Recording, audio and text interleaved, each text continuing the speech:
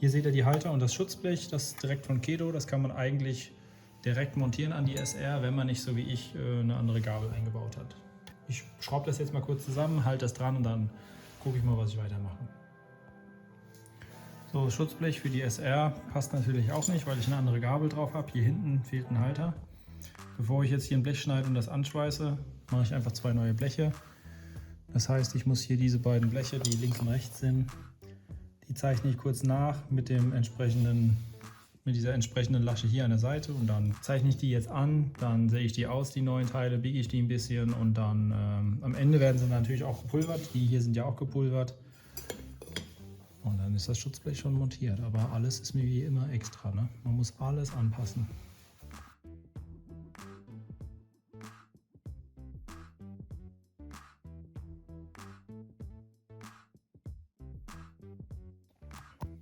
So sieht es jetzt fertig angebaut aus. Waren ja nur 2 Bleche mit ein paar Bohrungen und ein bisschen ausgesägt an der Säge. Ist ja nichts Spannendes gewesen. Deswegen habe ich es einfach mal so gemacht. Hier seht ihr jetzt noch die Halter, wie sie gepulvert sind. Und als nächstes kommt jetzt die Lampe und der Tachohalter. Und zwar Licht, Tacho, Zündschloss. Das will ich hier vorne anbringen. Habe schon ein bisschen überlegt, was ich aber gemerkt habe. Also erstmal sah es ganz cool aus. Ich hätte fast hier das Zündschloss wieder hier dran montieren können, an die originale Aufnahme. Hätte ich auch den Schlüssel hier. Das steht aber zu weit raus. Wenn das Zündschloss so weit raussteht, kann ich den Scheinwerfer nicht so nah montieren, wie ich das möchte. Und deswegen wandert das Zündschloss wahrscheinlich irgendwo hier unten am Motor oder da an so einem Seitendeckel hin. So, das ist schon mal gut. Und dann habe ich überlegt, ups, kommt da raus. Und dann habe ich überlegt, dann könnte ich ja den Tacho wenigstens. Ich wollte ihn erst hier so ein bisschen an die Seite bauen. Kann ich ihn aber dann vielleicht in die Mitte machen. Ich fädel das mal kurz hier durch. Und zwar so. Den kann ich. Das sieht jetzt. Okay, ich muss mal kurz 2 Hände umschwenken. So, jetzt nochmal. Also der Tacho, der soll hier oben in die Mitte. Da muss ich mir irgendwie eine Halterung überlegen. Und die Lampe kommt dann ungefähr so hin. Der Tacho kommt natürlich, das Kabel kommt natürlich nicht da oben rum. So, aber dann wäre das schön schmal dran an dem Motorrad und würde cool aussehen. Ich werde wahrscheinlich hier diese Aufnahme vom Zündschloss nehmen, um die Lampe zu fixieren. Da baue ich dir irgendeinen so einen kleinen Adapter. Ideal wäre es noch, wenn er so ein bisschen schwenken kann, aber das schaue ich mal. Und den Tacho montiere ich hier so oben dran und dann sieht das eigentlich ganz cool aus. Bei der Yamaha XT habe ich das so gemacht, dass ich die Blinker hier an den Seiten montiert habe. Das werde ich hier vielleicht auch machen, weil das sieht ganz gut aus. Man hält die 21 cm auch ein und die stehen nicht zu weit raus.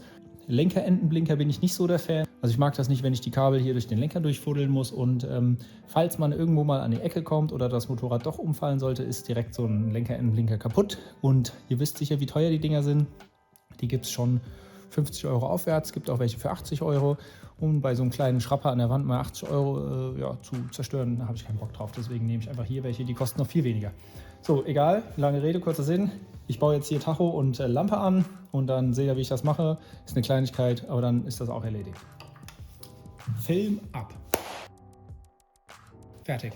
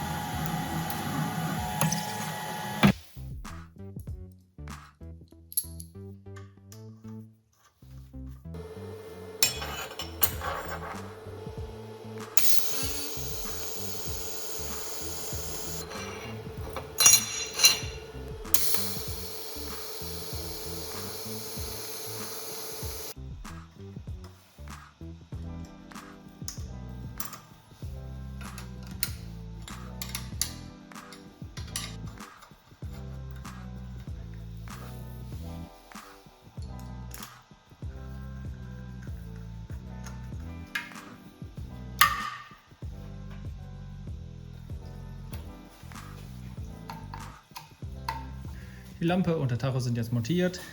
Ich habe hier die alten Aufnahmen vom Schloss genommen, hier so ein bisschen Stahl zusammengebrotzelt. Die Lampe ist jetzt feste montiert, die ist richtig feste schön. Ich musste den Halter noch mal ein Stück kürzen, weil er einmal kurz zu lang war, als ich ihn montiert hatte. Das sah irgendwie ein bisschen doof aus, aber jetzt sieht es eigentlich ganz cool aus.